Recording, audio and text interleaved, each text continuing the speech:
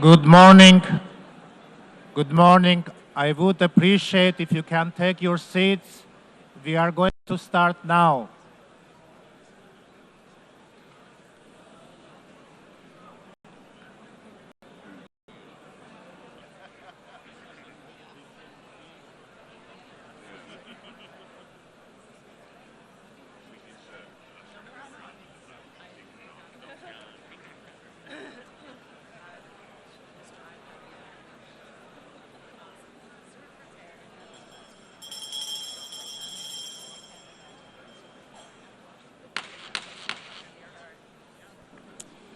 Good morning, everybody, and please have a seat.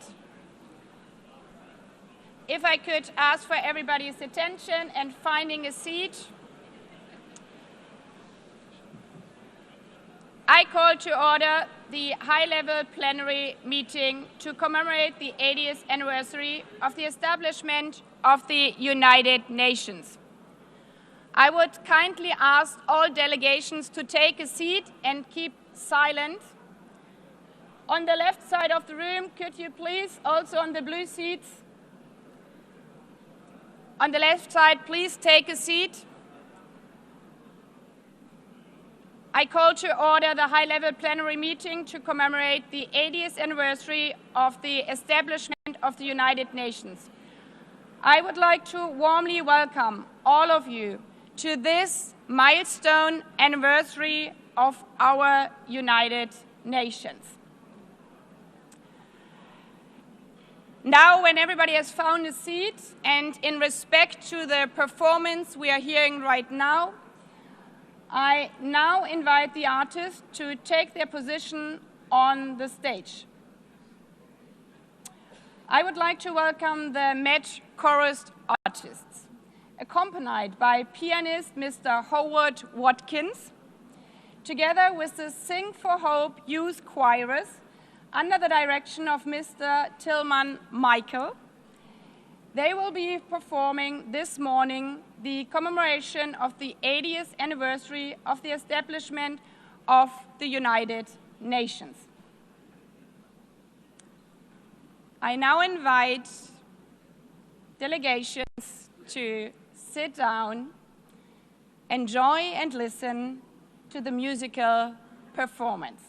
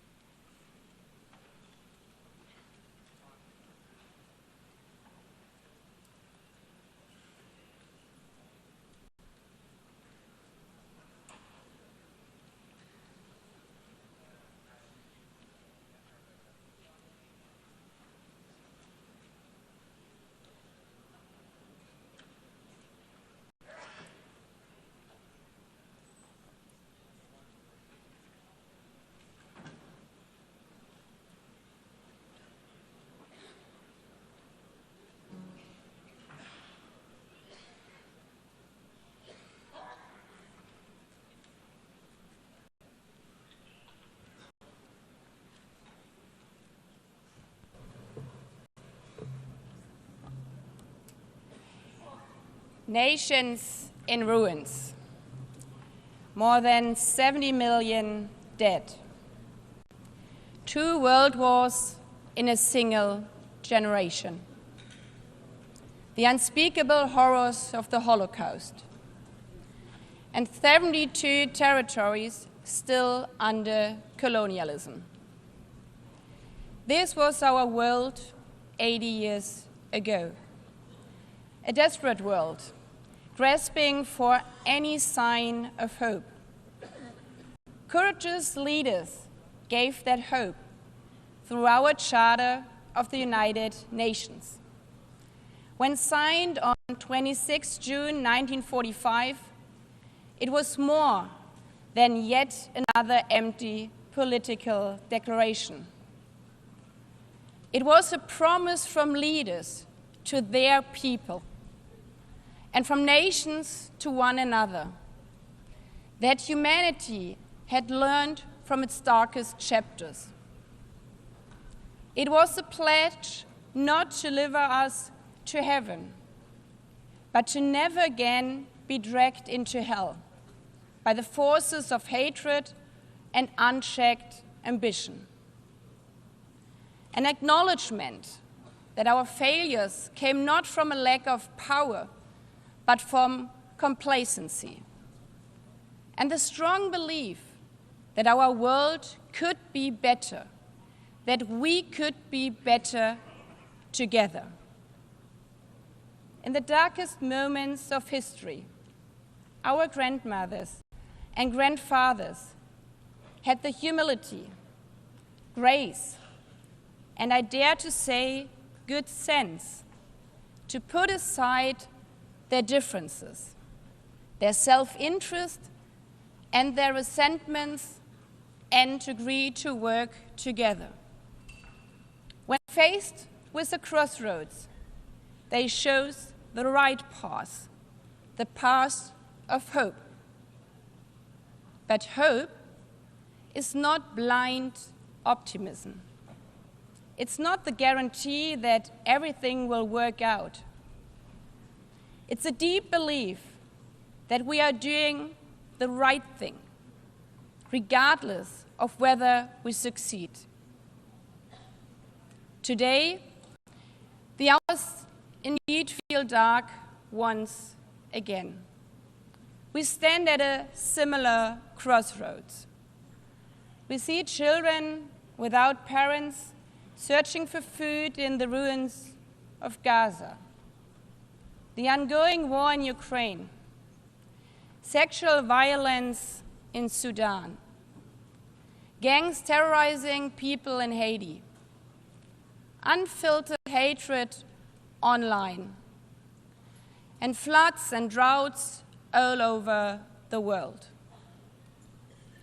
Is this a world envisioned in our charter? Do we really need to relearn the hard lessons? Today is not about celebrating. It's about remembering those hard lessons and drawing on the courage to once again agree, to find hope instead of resignation, to find the spirit from 80 years ago once again, to choose the right path, not because of any guarantee, but because of the conviction that it's the right thing to do. Mr. Secretary General, Excellencies, Heads of States, ladies and gentlemen, allow me to thank the artists, especially the young artists, for their wonderful performance, which have set the tone for our event. Today, as we mark 80 years of our United Nations, we are once again standing at a crossroads.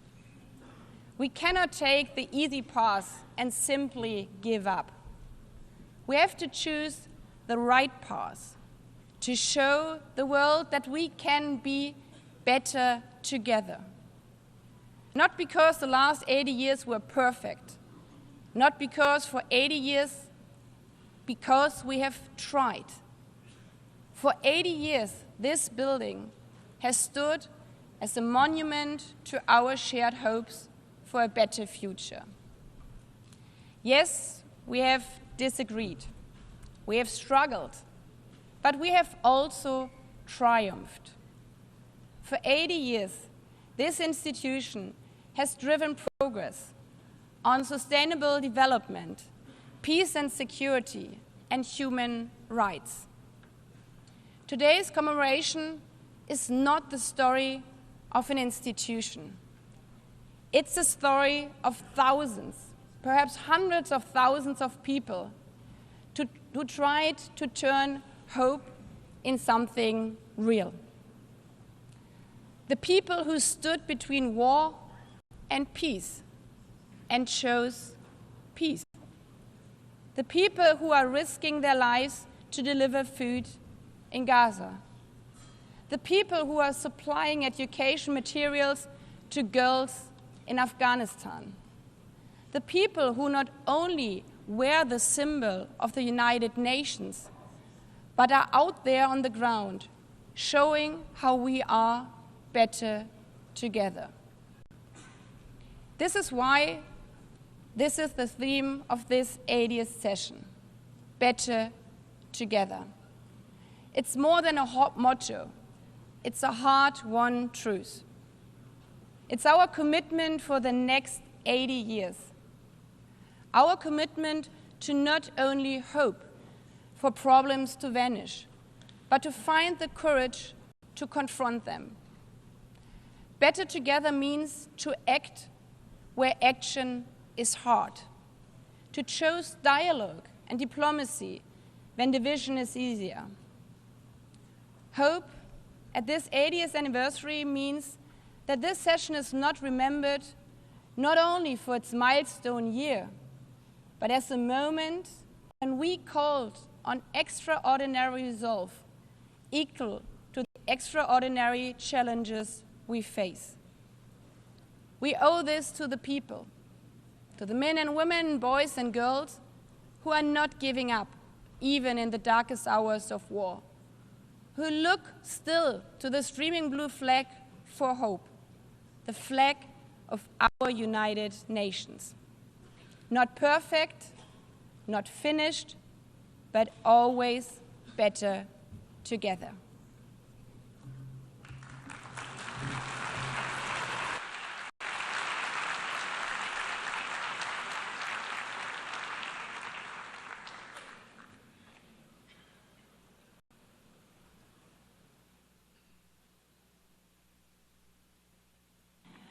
I now invite delegations to view a short film on the occasion of the 80th anniversary of the establishment of the United Nations entitled Better Together.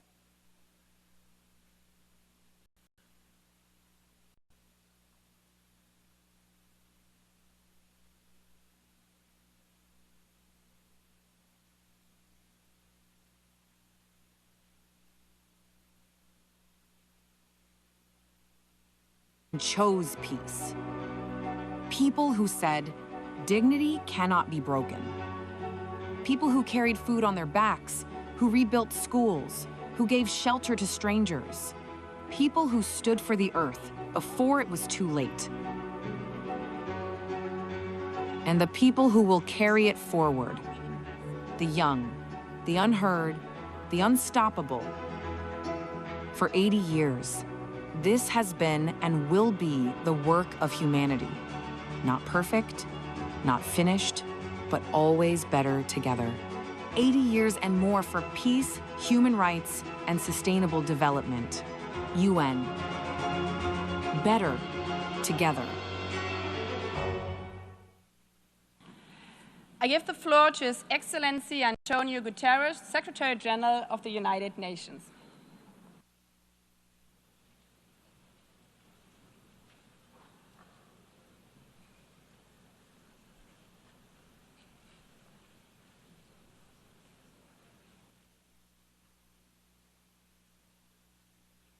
Madam President of the General Assembly, Excellencies, ladies and gentlemen, as we mark the 80th anniversary of the United Nations, I invite you to return for a moment to our earliest days.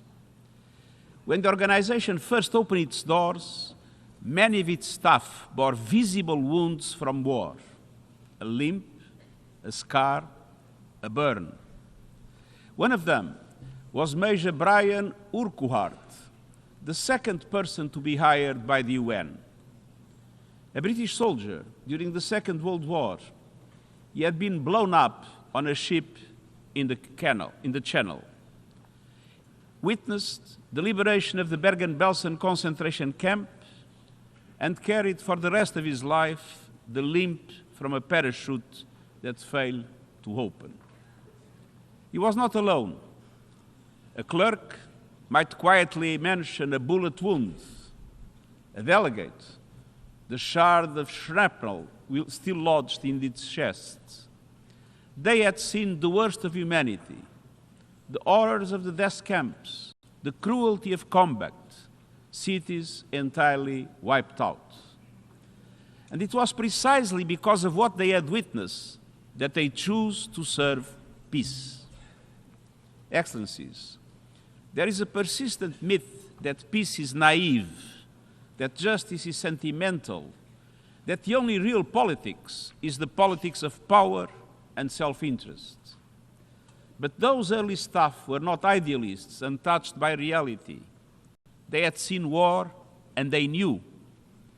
Peace is the most courageous, the most practical, the most necessary pursuit of all.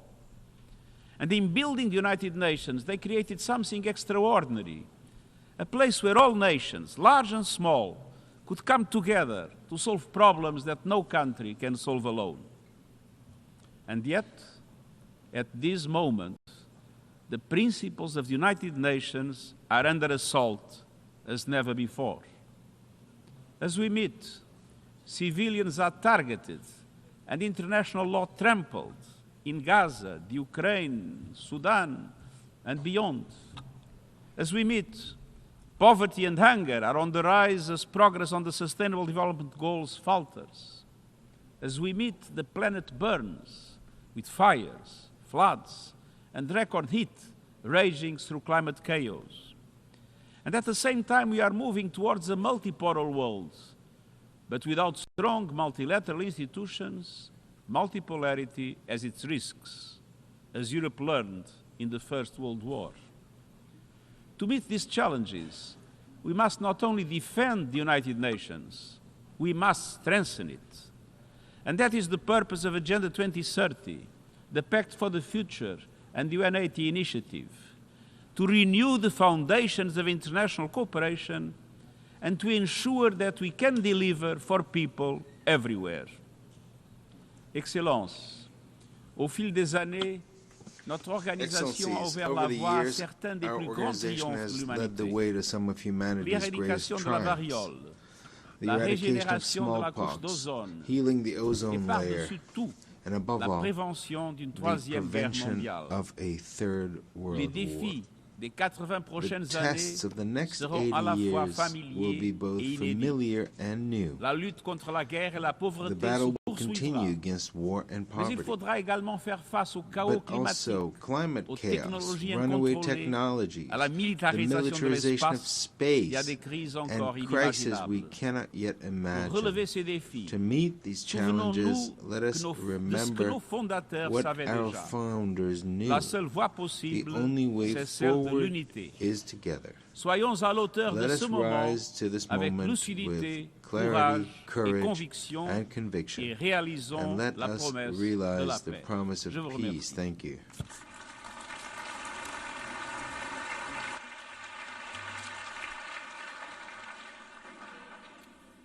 I thank the Secretary General.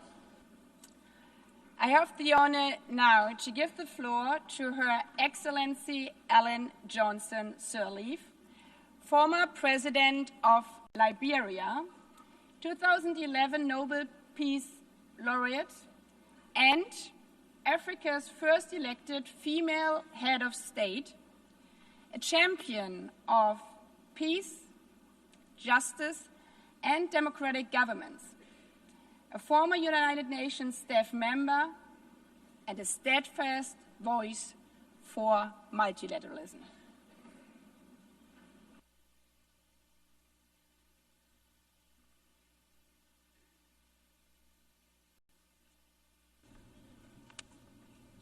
Excellencies, Madam President of the General Assembly, Secretary General, distinguished delegates, friends, I'm honored to address this high-level meeting on peace and security as part of the UN 80th anniversary. 80 years after the founding, we must recommit to the Charter, to our common security, to the belief that nations can choose dialogue over destruction.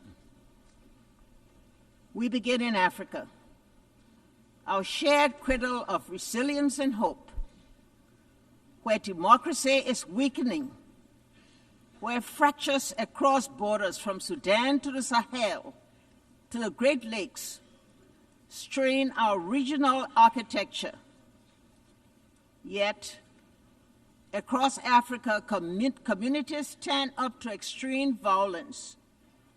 Regional bodies mediate transitions, and women's groups negotiate truces when the state is distant and humanity is near. We have learned hard lessons. Prevention costs less than reconstruction. Reconciliation is a process, not an event.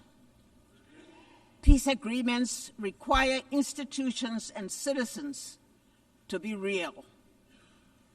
When guns fall silent, skills training, jobs, justice, and dignity must follow swiftly. Liberia's story illustrates UN-led progress and success.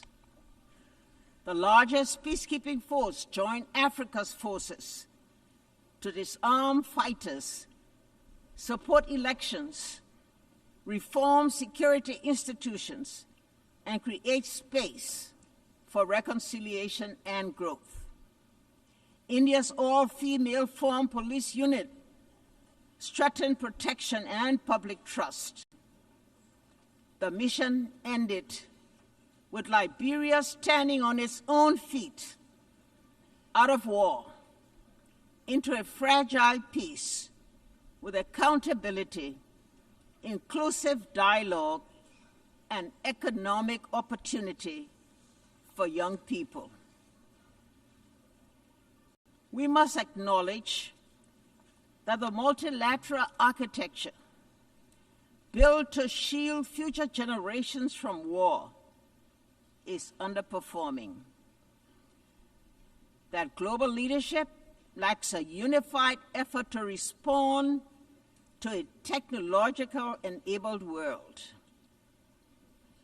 Commemoration without candor is unaffordable. The world asks whether this House will protect civilians and uphold international humanitarian law. These are not words of despair. They are summons to repair. Our answer must go beyond words. It must translate into actions felt by a family in a tent, a nurse in a clinic, a child in school. A call for change, a renewed vision of collective security, and a broader approach to the triple planetary crisis and worsening inequality.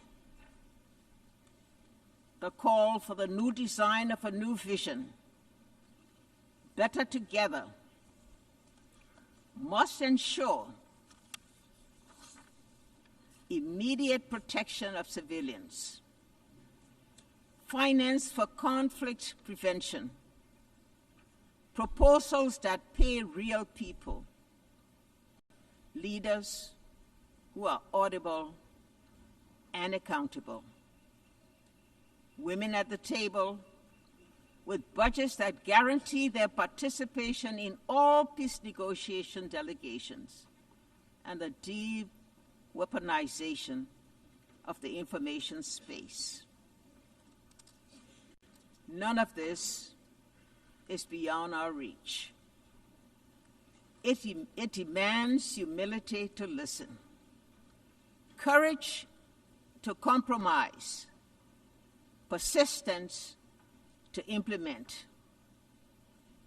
Peace is not built only in conference rooms, but in classrooms where girls learn without fear,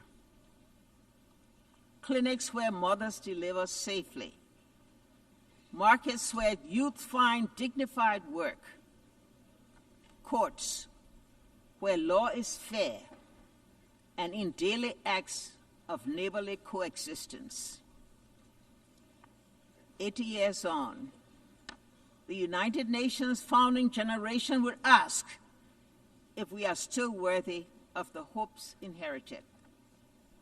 Our answer must be yes. Not because the world is less dangerous, but because our determination is stronger. Better together. Your theme,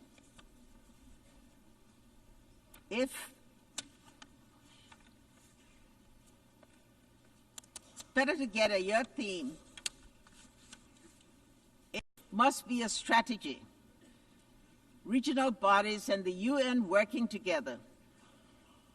Civil society and governments co-designing solutions. Women and men sharing power equally. Truth and reconciliation traveling the same road.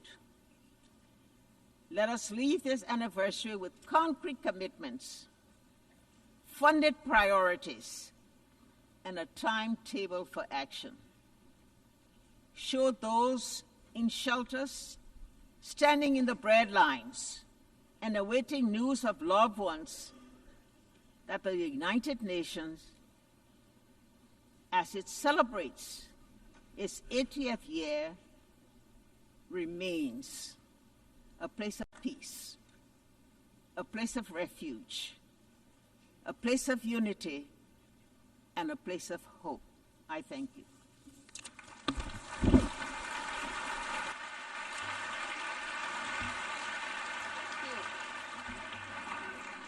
I thank Her Excellency Ellen Johnson Sirleaf for your strong and wise words.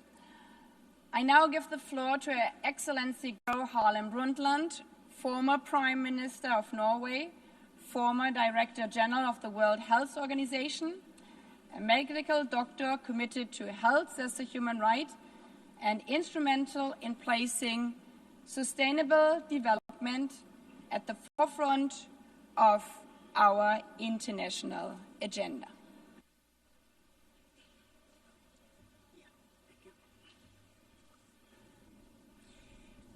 Madam President, Secretary General, Excellencies, ladies and gentlemen, it is a great honor for me to address you marking the 80th anniversary of the United Nations. I was born at the cusp of the World War II. My parents were both active in the resistance against the Nazi occupation of Norway, and we had to flee the country. Some of my earliest memories are from Sweden, where my parents worked for Norwegian refugees. And I grew up in a Europe where the ravages of war were still clearly visible, where millions carried terrible scars on their bodies and their souls. It is against this background that the UN was founded, not as a symbol, but as a solemn promise. A promise to equip humanity with legal and diplomatic tools to prevent wars of conquest and domination. A promise to enshrine universal human rights as a bulwark against totalitarianism, racism, and oppression. A promise to foster peace, development, and dignity for all people. So, Madam President, let me highlight two areas where the UN has made an undeniable difference that also are part of particular importance to me personally. First, sustainability. When Secretary General Javier Pérez de Cuellar asked me to chair the World Commission on Environment and Development, I accepted with great humility.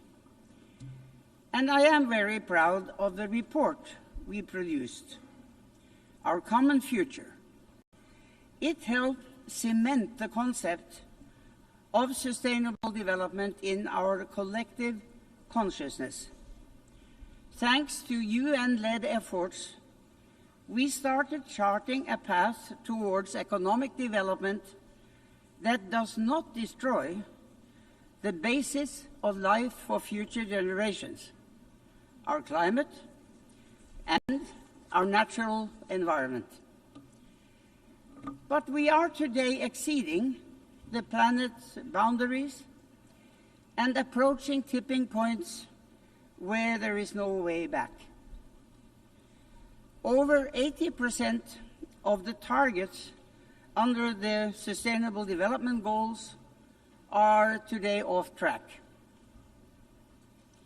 Second, President, gender equality. During the UN's International Year Women's Year in 1975, I had just entered government for the first time. Many of my male colleagues hardly knew how to deal with me. In 1979 came the UN Convention on the Elimination of All Forms of Discrimination against Women. In 1981, I became Prime Minister for the first time. In 1995, 30 years ago this month, I delivered my address at the 4th World Conference on Women in Beijing. I spoke of the moral and economic imperative to end gender apartheid. I believed too optimistically that we would have come further by now. I did not foresee the intensity of the pushback that would come. Even today, there are countries where not a single woman sits in the highest decision-making bodies, including among the P5.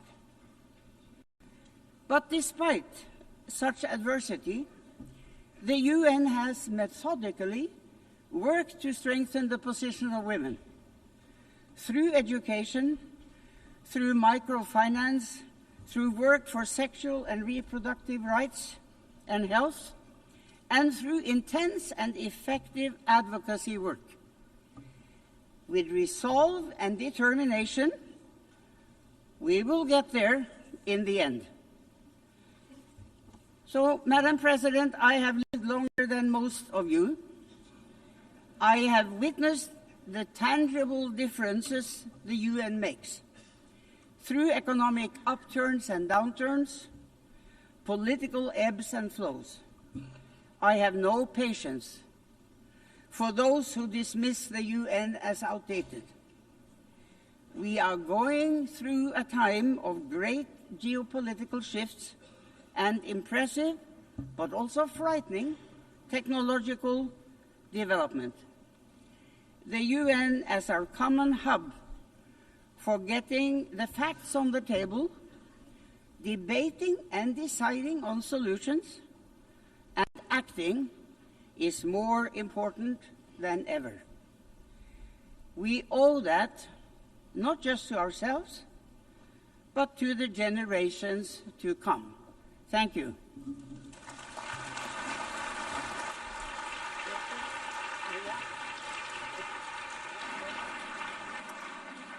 I thank Her Excellency Gro Harlem Brundtland for her blunt and powerful words. I have the honor now to give the floor to Ms. Maria Ressa, 2021 Nobel Peace Prize laureate, award-winning journalist, professor at Columbia University, co-founder of Rappler online news site, and a fearless defender of freedom of expression in the face of constant political harassment and arrests. President Baerbock, Secretary General Guterres, distinguished delegates, ladies and gentlemen. I'm normally chasing you here, and here I am. It's actually a very interesting place.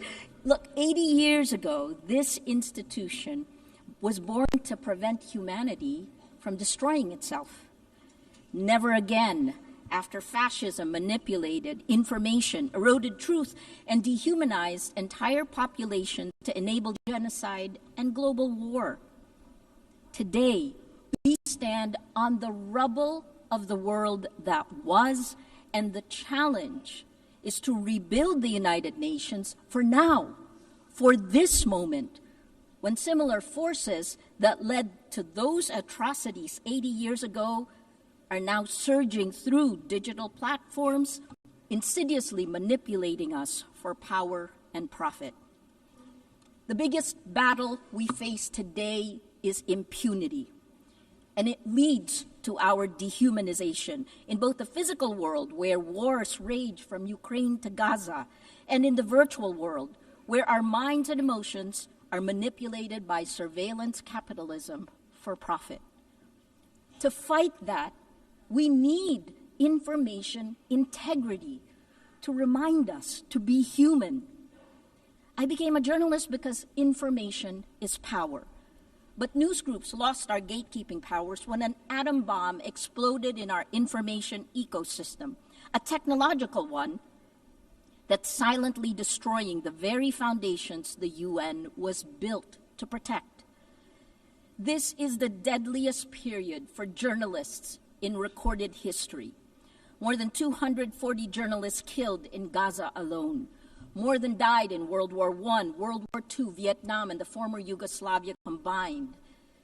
This is unprecedented. They're targeted, and there must be accountability.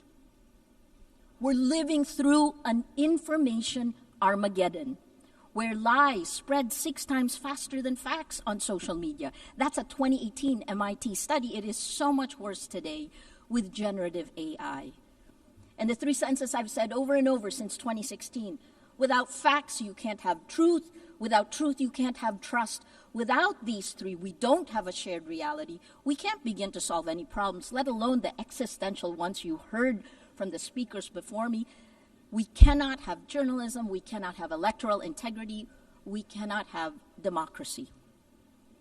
This is manipulation of human behavior at the cellular levels of our countries. Algorithms reward outrage over empathy, spreading fear, anger, and hate, pumping us full of toxic sludge. Regulating technology isn't a free speech issue, it's about public safety.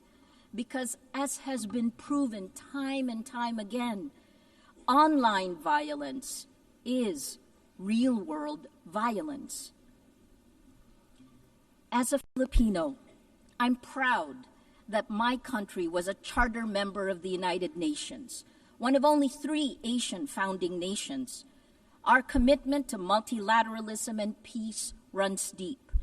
But that legacy was tested under the Duterte administration. Among the actions it took, it filed 11 criminal charges against me in a little over a year. Until today, I still need Supreme Court approval to be here. But I'm here.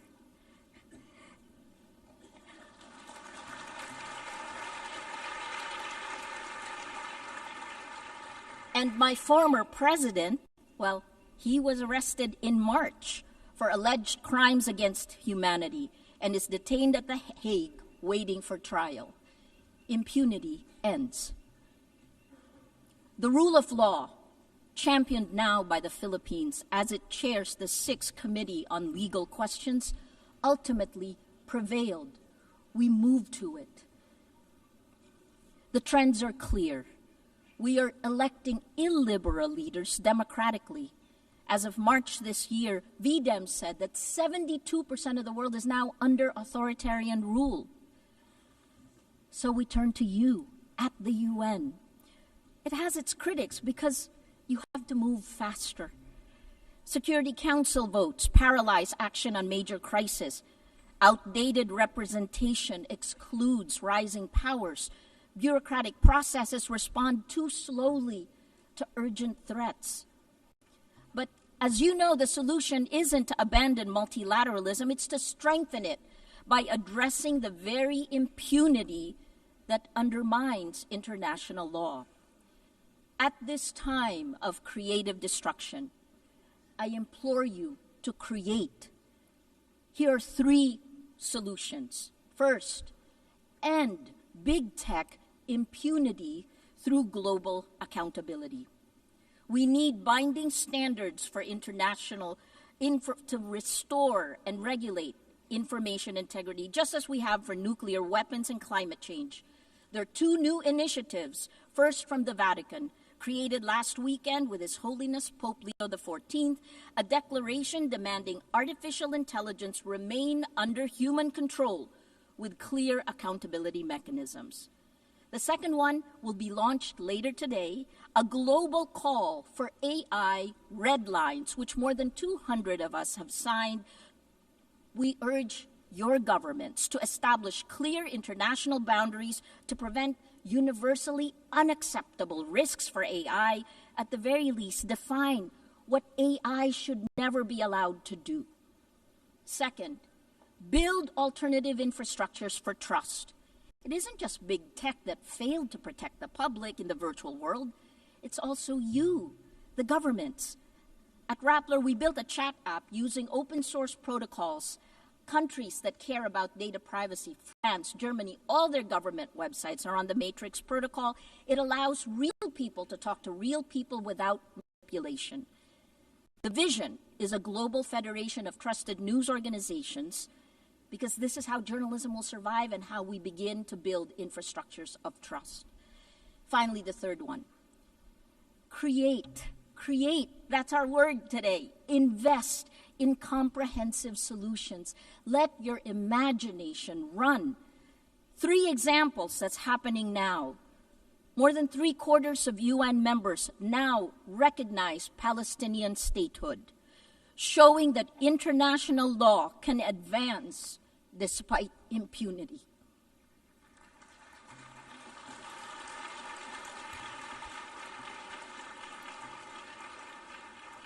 On gender, the Nobel Women's Initiative have pointed out, demonstrated that in nearly every conflict around the world, women are leading efforts for peace, defying displacement, patriarchy, gender apartheid, and militarized violence every day. And finally, on Wednesday, Demokrasya Siempre, 20 nations will pledge to strengthen democratic institutions and fight for information integrity. More than 40 Nobel laureates we have gathered together to support this multilateral initiative led by the Global South. Information integrity is the mother of all battles. Win this, and we can win the rest. Lose this, and we lose everything. Please choose courage over comfort, facts over fiction, hope over fear. A lot has changed since the UN was created 80 years ago. But its values, peace, human rights, justice, rule of law, these are more essential today than ever. It is time to create again, to build better. Together, please Act now, before it's too late. Thank you.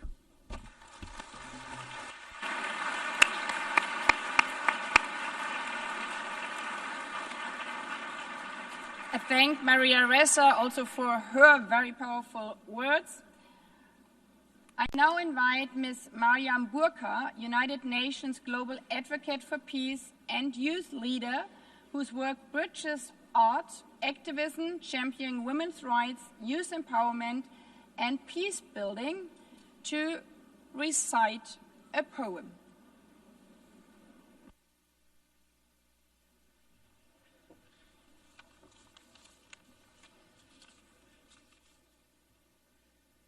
The President, Secretary General, distinguished delegates, excellencies, good morning. Walking these halls, I realized that the United Nations was not built from harmony. It grew out of the ashes of war and the grief watered by the collective memory of what happens when dialogue and cooperation fails. Its foundation is not peace achieved, but peace pursued, fragile, imperfect, necessary, not just worth fighting for, but requiring a fight. And today, 80 years on, we gather to honor what has been achieved. Nations rebuilt, walls of division lowered, millions lifted by the shared will. But these are victories worth remembering, but the story is unfinished. The cracks in the foundation calls us to repair, to act, not to retreat. Our world bleeds before our eyes. Children in conflict zones, nations silenced by hunger and war. And it begs the question, are we witnessing the collapse of conscience in real time? Because behind every pact, there are people. Behind every statistic, there is a story. And behind every commitment that we sign, there are lives depending on whether we honor our words or not. And so this is not the time to feel powerless, because yes, hope and despair can coexist in the same breath, because healing is not linear. The United Nations is not a monument, it is a mirror, and it reflects what we have dared to imagine 80 years ago, and today, here, it asks, will we dare again? Will we dare to work better together? Because if the past proves that we can build peace from ashes, then the present demands that we build it again, louder, braver, together. I speak as a global peace advocate, not because peace is easy, but because silence is complicity, and so I will not be silent. You know, I used to think that peace was a place, a final destination we arrive at after all wars have ended. But I have come to understand that peace is not a line that we cross. It is a choice that we make over and over and over again, especially when it is the hardest, especially when it feels far away. Peace is not a silence we force into people's mouths. It is not the absence of war, but the presence of understanding. Peace is a child learning to sleep again without flinching at the wind. It is a mother not having to choose between bread and dignity. It is a father not having to swallow his voice to feel like a man. Peace is messy, like forgiveness. It does not arrive in parade floats. Sometimes it comes crawling through broken windows when we finally agree that being right is not better than being whole. Peace is not found, it is built, brick by brutal brick, by hands that once knew how to fight, now choose to hold instead. There was a time when we measured strength by how long we could hold a grudge. But today, let us measure strength by how long we could hold space for someone else's truth. Because there was a me and a you before there was ever an us. And if us is broken, then peace is what lets us lay down the shards without aiming at each other's throats. Peace is the poem you write after the war in your chest has finally run out of ink. It is the moment you return to your body and find yourself still standing. Peace is not easy, And so let us not forget the ones who have carried peace quietly through the fire. The women whose hands mend what war has torn, who rebuild homes from memory, raise children between checkpoints, hold their families like nations. Because peace has always known the name of a woman, carried through the way that she chooses courage over collapse again and again. And so today I speak peace into the bones of this world, into the rubble, into the rage, into the ruins. Because if war teaches us how to shatter, then peace must teach us how to stay soft, to stay human. And perhaps what makes us human is not that we always succeed in peace, but that we dare again and again to seek it, refusing to let our brokenness be the end of our story. Thank you.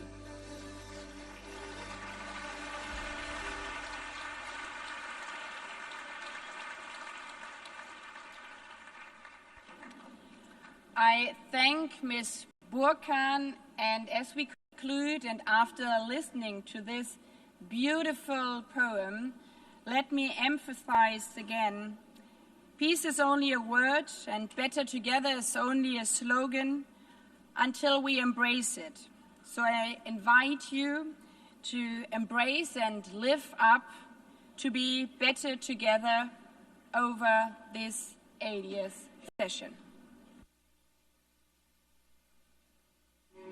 This is not the story of an institution. It's the story of people.